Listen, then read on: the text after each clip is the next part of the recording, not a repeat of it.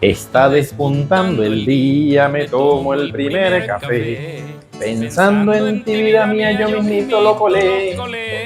¿Qué tal, chicos y chicas? Bienvenidos a este curso de electrónica básica. ¿Has pensado que la electrónica es difícil de entender o complicada? ¿O tal vez eres técnico en refrigeración y quieres reparar tus propias tarjetas? ¿Eres bachiller y no sabes qué hacer con tu vida? Tienes a tu mamá diciéndote: ah, ¿y usted qué? Todo el día parasiteando. ¿Qué va a hacer con su vida? Y tú más estresado que francotirador con hipo. O simplemente quieres entretenerte y a la vez aprender algo útil y productivo. Pues quédate. En este curso te enseñaremos cómo aprender electrónica de manera sencilla, dinámica y divertida.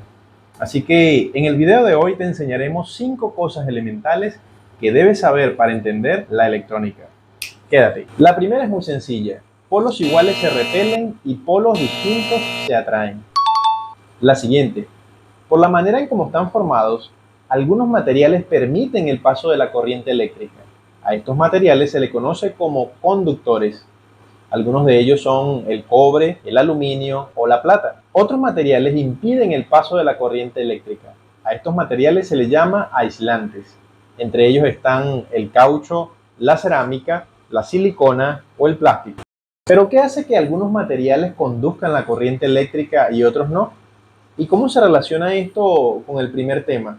Polos iguales se repelen y polos distintos se atraen. Veamos. Todos los materiales, sean conductores o no, si ampliamos la imagen, si le hacemos zoom a cada uno de ellos, encontraremos átomos. ¿Cómo podemos dibujar los átomos? Hay muchas maneras de dibujarlos, sobre todo después del descubrimiento de la física cuántica. Pero hoy utilizaremos el modelo clásico de Rutherford, sí, Ernest Rutherford. ¿Quién era Ernest Rutherford? Era un señor más o menos con más bigote que Camilo.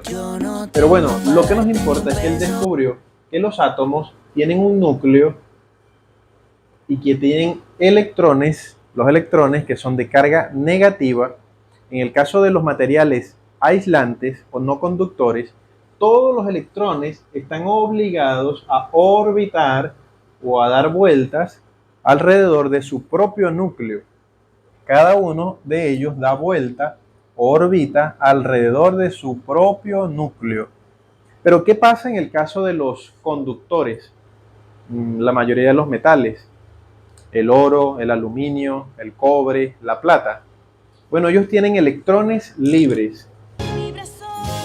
Electrones libres. Recuerden que los electrones son de carga negativa. ¿Y por qué son libres?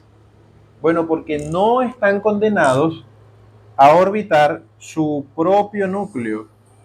Ellos, si quieren, pueden orbitar su núcleo o saltarse al siguiente, al átomo siguiente. Son libres de ir y venir. Ahora, algo importante aquí. Recuerden, son de carga negativa.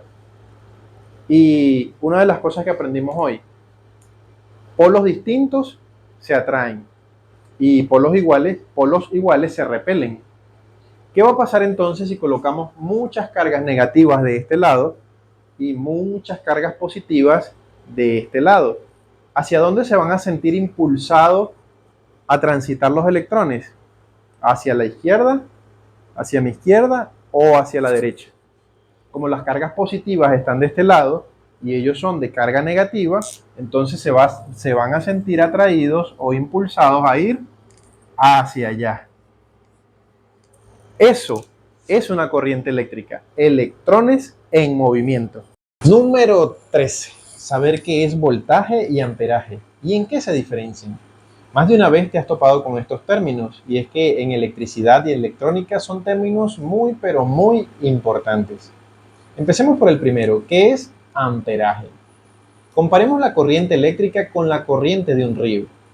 Si queremos saber si un río es muy caudaloso o poco caudaloso, ¿qué debemos hacer?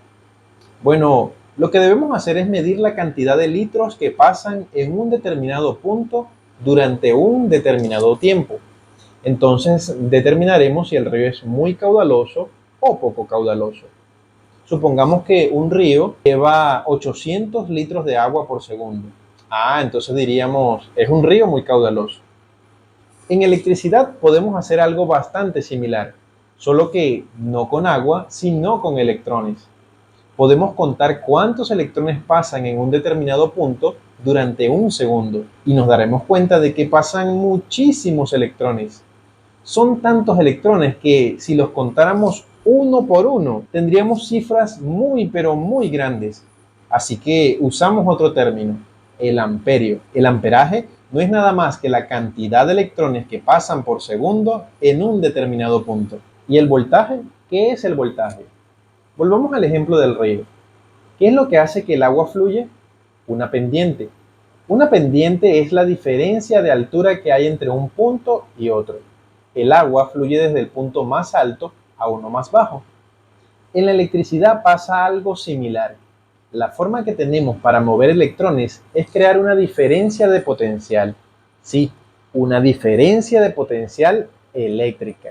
Los electrones fluyen desde un punto de alto potencial a un punto de menor potencial eléctrico. Pongamos otro ejemplo. Piensa que tenemos un tanque muy alto. ¿Qué hace que el agua quiera ir desde el punto más alto hacia el punto más bajo? La fuerza de la gravedad. Lo mismo ocurre en el voltaje. El voltaje siempre va a querer ir desde el punto de más alto potencial eléctrico al punto de más bajo potencial eléctrico. A eso se asemeja el voltaje. ¿Y el amperaje? Bueno, imagina que la tubería que baja del tanque es de media pulgada. Va a fluir agua a través de esa tubería. Pero ¿qué va a pasar si en vez de un tubo de media pulgada lo cambiamos por uno de 2 pulgadas? Bueno, en un segundo pasa mucho más agua a través del tubo de 2 pulgadas que por el de media pulgada. Lo mismo ocurre en tu casa. Tienes un cargador del teléfono. ¿Cuántos amperios consume el cargador del teléfono? Muy poquito, tal vez miliamperios. Y si lo comparas con la plancha de cabello de tu hermana, ¿cuál consume más? Por supuesto que la plancha de cabello.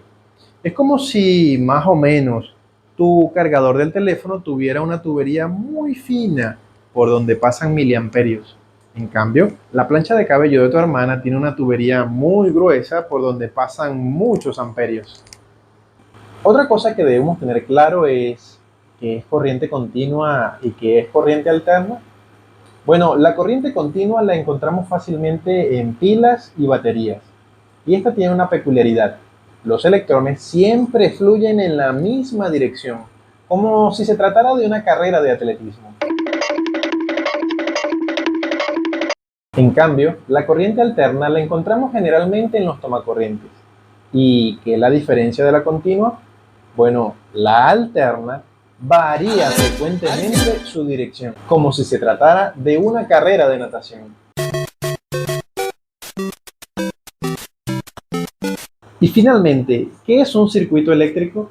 Un circuito eléctrico son varios componentes eléctricos unidos entre sí por donde pasa la corriente eléctrica. Por ejemplo, a mi lado izquierdo vemos varios componentes: una lámpara, una batería, una resistencia, un interruptor, pero como no están unidos entre sí, no es un circuito eléctrico.